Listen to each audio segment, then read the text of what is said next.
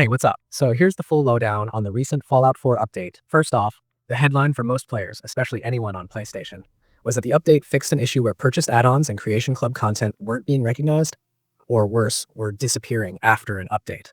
The official support information confirmed that they resolved the problem where the DLC wasn't showing up for PlayStation 4 players, and they specifically advised players to make sure their game is updated so the fix can take effect. That's a big deal because the fallout from not being able to access content you paid for created a lot of anger and confusion across the community. Beyond the headline fix, the patch includes improvements to how the game recognizes creations and how Creation Club content is handled when loading saves created on older builds. In practice, that means the game should no longer throw incorrect warnings when creations are disabled but still present, and saves that reference Creation Club items should be more likely to properly detect and load that content instead of breaking or causing instability. The tone of the official notes and the coverage from gaming outlets suggests these are stability and content recognition tweaks rather than sweeping balance changes or new features. What's interesting is the context behind the patch.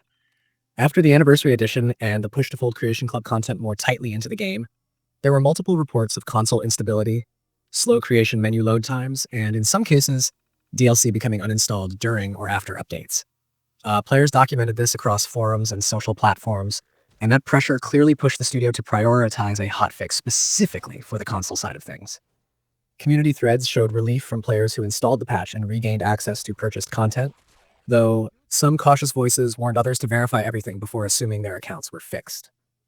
Technically speaking, this kind of patch tends to involve file recognition logic and menu stability fixes, the parts of the engine that check whether a given creation or DLC file is installed, link that to active saves, and present the right UI prompts.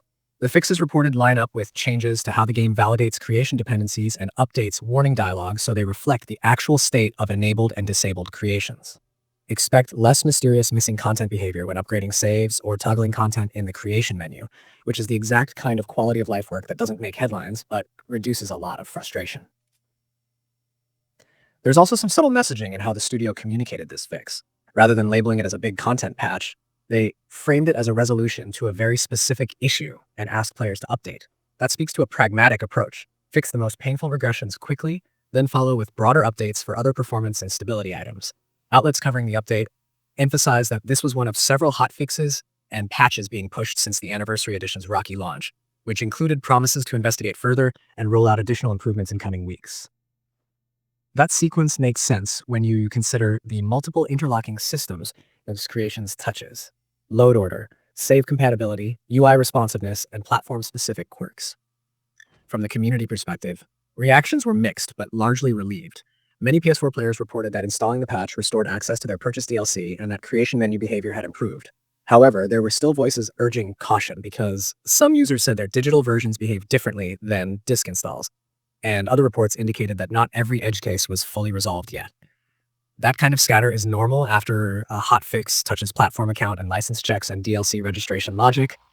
Those subsystems can behave differently across stores and console firmware versions. One thing to keep in mind is that this update does not appear to unlock any major new content or gameplay reworks. Its value is in restoring functionality and preventing frustrating breakages. That may not make the patch exciting, but it's exactly the kind of maintenance that historically stabilizes the player experience and paves the way for larger, more planned updates.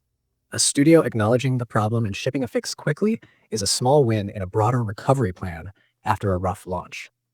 Overall, the narrative around this hotfix is straightforward.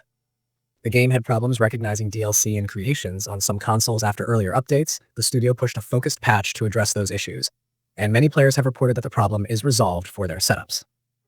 The patch is best read as an important technical correction rather than a content drop, and it slots into a sequence of follow-up patches the developer has promised to ship as they chase down other post-launch problems.